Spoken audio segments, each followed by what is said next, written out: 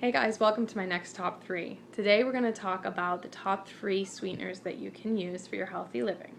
First of all, let's address the reason why white sugar and refined sugar and high fructose corn syrup are bad. We've heard it, but why? First of all, they're completely refined down to a state where as soon as you take them into your body, they're absorbed into the bloodstream immediately. It spikes and drops. So you end up with this ebb and flow if you continue to eat them.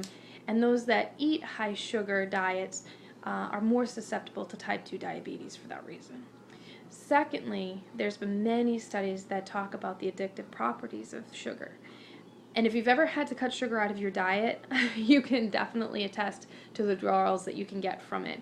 And yes, it's addictive. It's like a drug. And we want to stay away from that. So, what do we put in place of that? We've gone through these phases of the equals and the splendas and the agave nectar. And first of all, if it's an artificial sweetener like Splenda or Equal or Sweet and Low, completely forget about it. If it's been processed and put together in a lab somewhere, it's not natural. You don't need it. And honestly, they'll tell you one week that it's great for you, it's the best option, and then the next they're telling you that it's no good. So go natural. Agave nectar, which we'll get into a little bit more, it's not terrible, but it's definitely a fast absorbing sugar, kind of like white sugar, only because in its natural state, it's so quickly absorbed into the bloodstream, so you tend to have that spike and drop. There are actually better options, though, than agave nectar in that form, and we'll get into that shortly. So, but for your regular coffee and cooking, what are your options? To me, the best option at this point is stevia.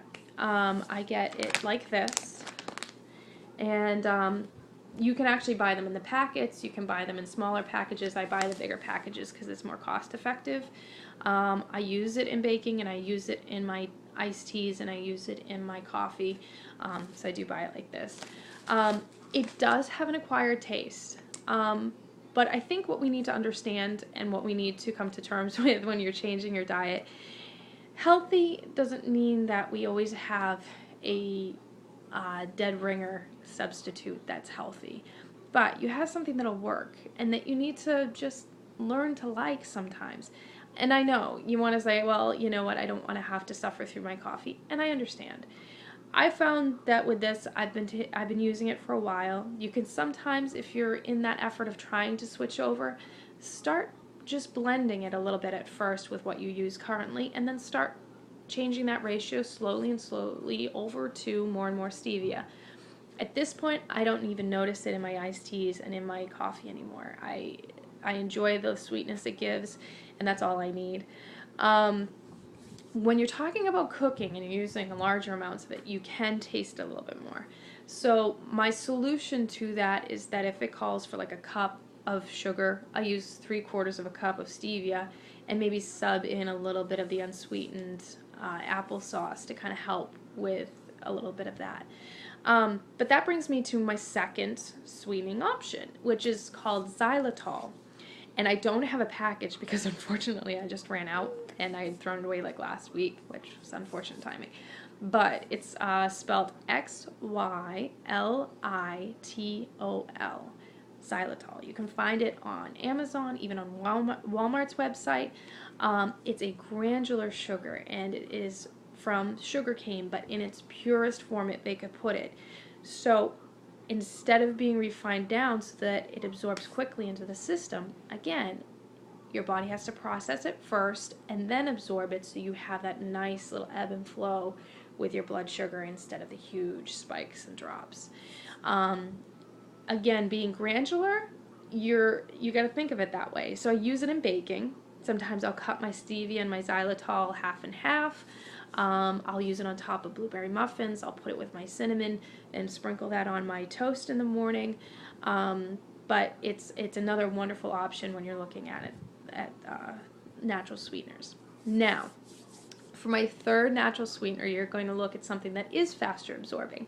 But your best option in moderation is, actually I do have two, so technically this is a top 4. I know that's silly, but hey, you know what? I'm allowed to do that because It's my video.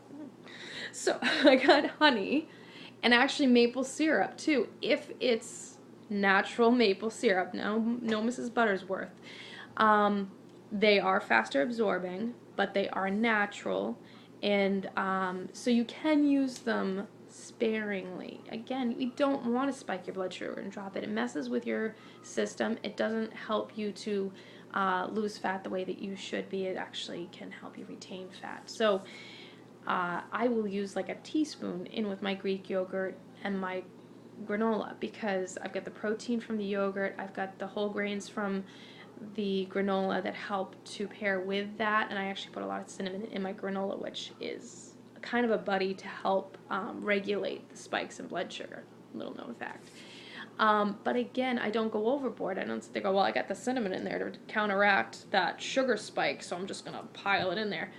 I do like a teaspoon. It's enough to get the flavor in there with the yogurt and the granola and the cinnamon, and it's great.